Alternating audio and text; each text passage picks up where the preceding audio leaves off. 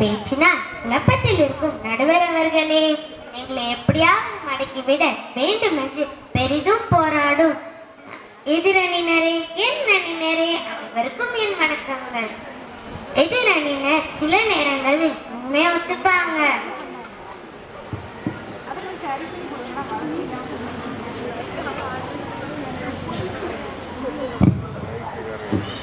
எதிரணியினர் சில நேரங்களில் உண்மையை ஒத்துப்பாங்க. அது அந்த விண்வெளி கதையிலிருந்து நமக்கு அழகாக தெரிகிறது. அவங்களை பொறுத்தவரையில் யார் எப்படி போனா அவங்களுக்கு கவலையே இல்லை. அப்படி ஒரு கெட்ட மனசாட்சி கொண்டவங்க. அதனாலதான் துன்பத்தின் பக்கம் நிற்கிறாங்க. இந்த மனசாட்சி படி வாழ்ந்தால் துன்பம்தான். அந்த பக்கம் தலை வச்சு கூட படுக்காதன்னு எதிரணியினர் பேசினாங்க. நீங்க நினைக்கிற மாதிரி எல்லாரும் நினைச்சா இந்த உலகத்தில் உயிர்களே இல்லாம போயிடும். உதாரணமாக இந்த உலகம் குளோபல் வார்மிங் காரணமாக சூடாகி கொண்டே போகிறது. எல்லாரும் நமக்கு என்னன்னு இருந்தா என்ன கதையாகும்? இதெல்லாம் கொஞ்சம் யோசித்து பார்க்கணும்.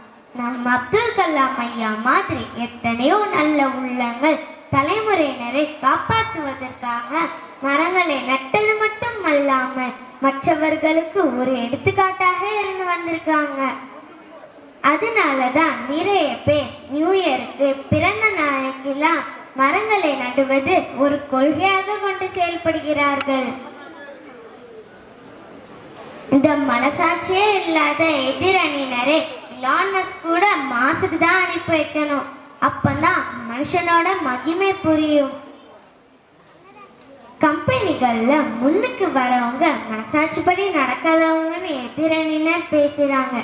அப்படின்னா நம் மதுரையில் பிறந்து படிப்படியாக முன்னுக்கு வந்து கலிபோர்னியால கூகுள் மற்றும் ஆல்பபெட் நிறுவனத்தில் சிஇஓவாக கொடிகட்டி பறக்கும் சுந்தர் பிச்சை மனசாட்சி இல்லாமையா முன்னுக்கு வந்தாரு?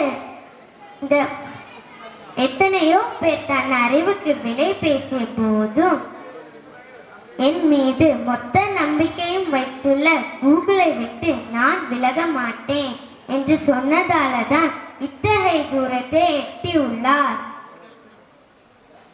இன்னைக்கு வரைக்கும் இன்பமாக தானே இருக்கிறார். அதே போலதான் டாடா நிறுவனத்தின் தலைவர் ரத்தன் டாடாவும் நம் சாப்பாட்டில் போடும் உப்பு தொடங்கி குடிக்கும் டீ, பயன்படுத்தும் கார், இரும்பு என பல துறைகளில் வெற்றி நடை போடுபவர். தனது கம்பெனியில நிறைய பேருக்கு வேலை கொடுப்பது மட்டும் அல்லாமல் தனது வருமானத்தில் 65% பொது சேவைகளுக்காகவே ஒதுக்கியுள்ளார். சுனாமி தொடங்கி கொரோனா வரைக்கும் தன் மக்களுடன் நின்றவர். இவரிடம் போய் கேட்டு பாருங்க மனசாட்சியின் மனநிறைவை.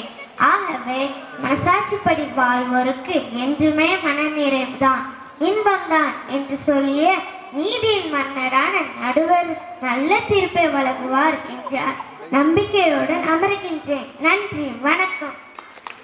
படபடனும் தடல் தடனும்